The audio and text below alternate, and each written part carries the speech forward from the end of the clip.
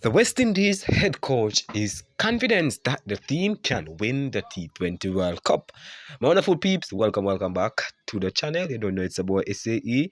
Bless upon yourself and thank you all for tuning in. So, what I said in the introduction, Sammy believes that the brand of cricket that the team is playing now, they can win. And this is coming after 2-1 series lose to South Africa. So what's your honest opinion on this comment made by Darren Sammy? I'm going to share what he said in an interview with you guys. But before we do so though, please go ahead and hit that subscribe button and turn on the post notification bell to be the first alerted whenever a new video is uploaded. And don't forget to leave your honest thoughts in the comment section.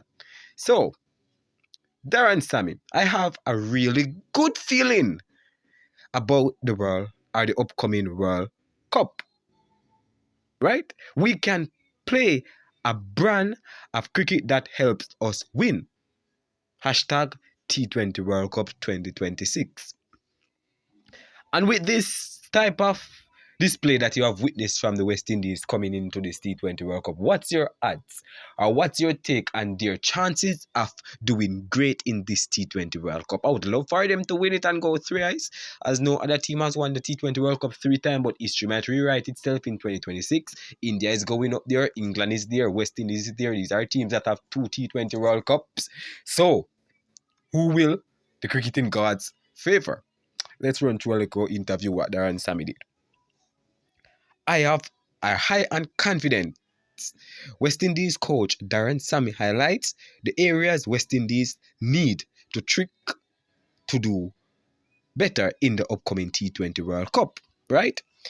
He said, hopefully we can play a style of cricket that leads to victories.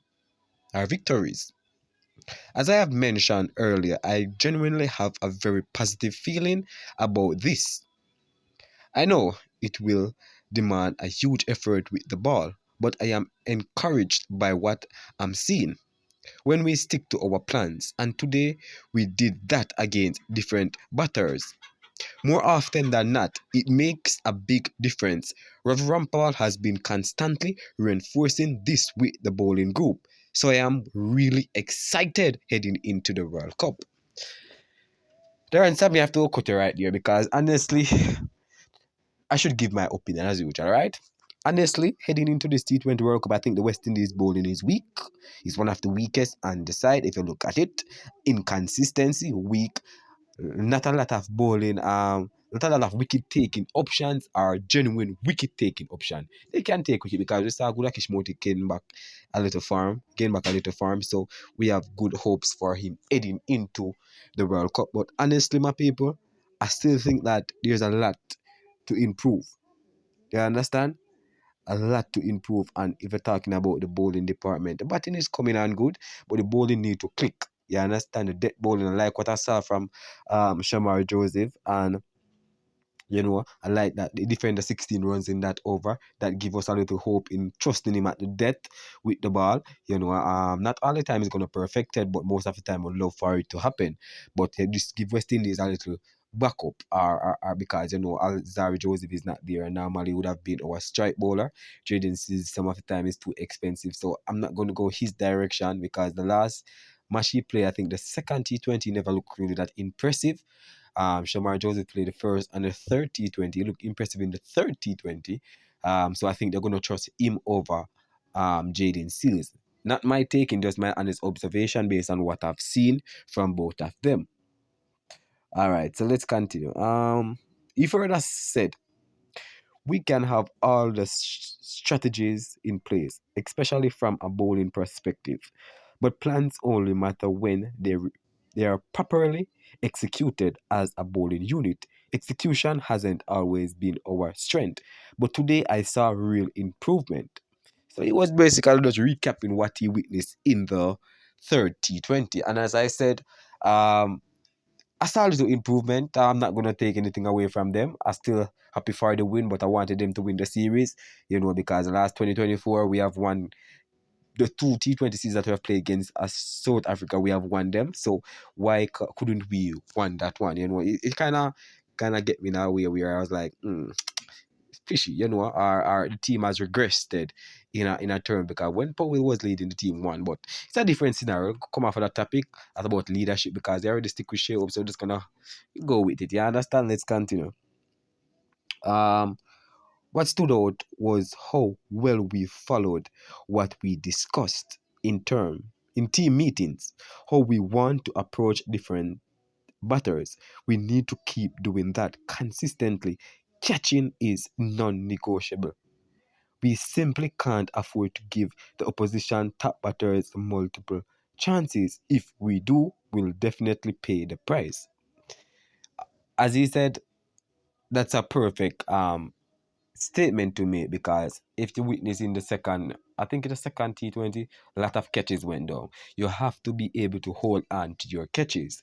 You know what? Catches win matches. You always hear the coach tell you that from a young kid coming up. Catches win matches. So if you don't hold on your chances, don't expect to win the game, because cricket is a funny game. You get opportunity. If you don't grab it, then you're gonna pay the price.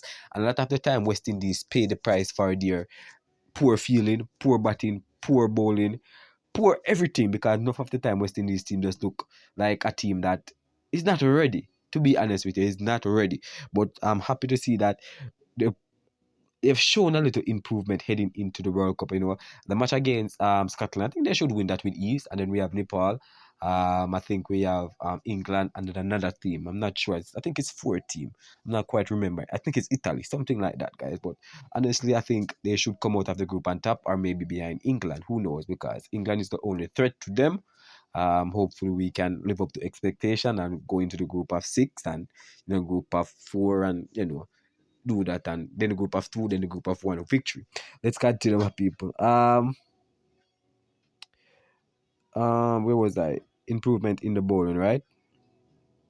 What we discussed. Let me. All right. He added, "I'm pleased with the progress of the batting overall against spin, though I would like to see better rotation of strike. In the series against South Africa, their batters were scoring at around 11 or 12 runs per over against our spinners, while we were going at about 7 against theirs. That's an area teams will look to exploit, right? We When we perform really well in the World Cup in the Caribbean, Nicholas Pooran played a key role in the middle overs. Now Shimran Hetmyer is fulfilling that role at number 3, which helps us counter the impact of opposition spinners, especially wrist spinners and left arm spinners. So I'm try to tell you that Nicholas Pooran left off. Shimran Hetmyer picked up from where Nicholas Pooran left off in countering the spin at that number 3. And I think it's a good move, because both of them was always the, the product, or the key, I would say the eye of West Indies cricket. You understand, my people? So having them now, one gone and another one stepping up, I'm happy to see that. But honestly, people, leave your honest thoughts down below. All right, bless up on yourself.